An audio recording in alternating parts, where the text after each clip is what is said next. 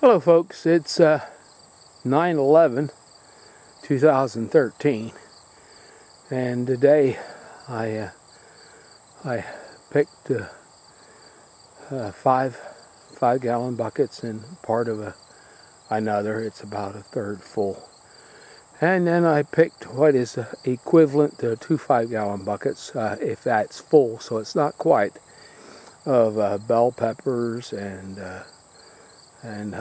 hot peppers, jalapenos, cayennes, Kung Paos, bananas, but most of it's bell peppers, and you can see there, if the color's showing up, there's yellow and orange, and I got a white or a cream color down in there. Well, I think you can see that one there. Red, black, assortment, and then a couple butternut squash. Oh, and I forgot something. I'll be right back. Okay, I'm back, and I forgot to set the bucket of sweet potatoes. That's a 2-gallon McDonald's pickle bucket. It's heaped up there with sweet potatoes. I dug 2 plants. Now, they didn't do as well this year, but this year I watered nothing other than using a 5-gallon bucket and watering when I planted. Last year I ran water down the rows, and the tubers were quite a bit larger. But I'd like to say that 12 years ago, up on the hill there, just past the bees, on our new place to dwell, was a bank barn, and I was in the bank barn, and this whole property, everything you can see from the trees up to well, not quite to the woods, all the way out. That piece I told you in another film was part of the agreement. Was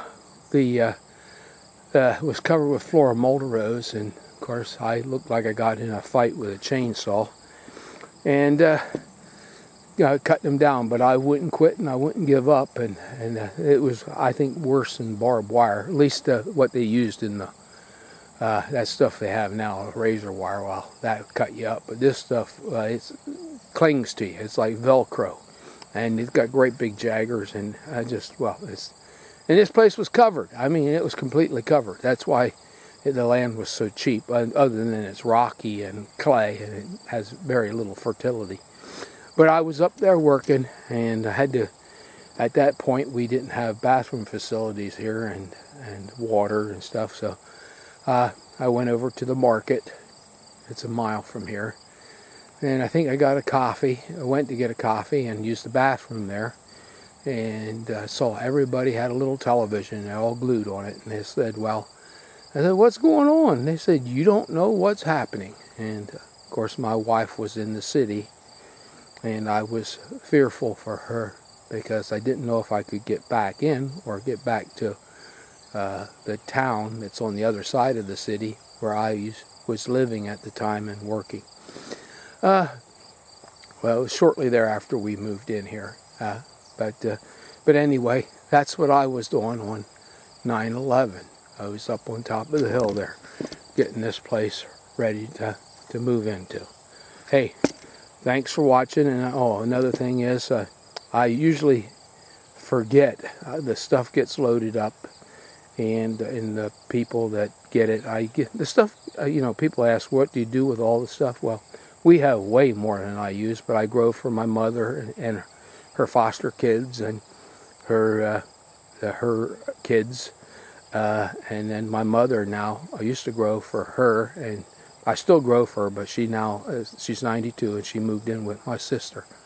And so I grow for her and my brother, and then my friend that comes to help. He's having a hard time, and so for the time being, we see that he has some help to try to make the ends meet. And a lot of times you'll see a truckload of stuff go out of here.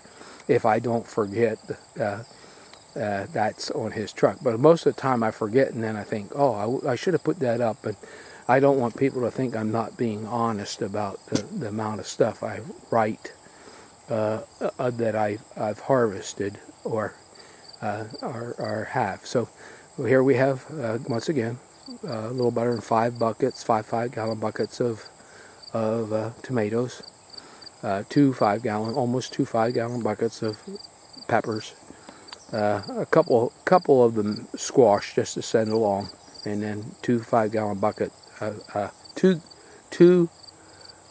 one 2-gallon bucket, stuttering again, of sweet potatoes heaped up.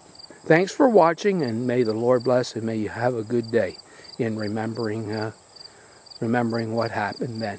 And we ask that you would pray for the families of those that are left behind with all the injury and the scars. Hey, thanks again.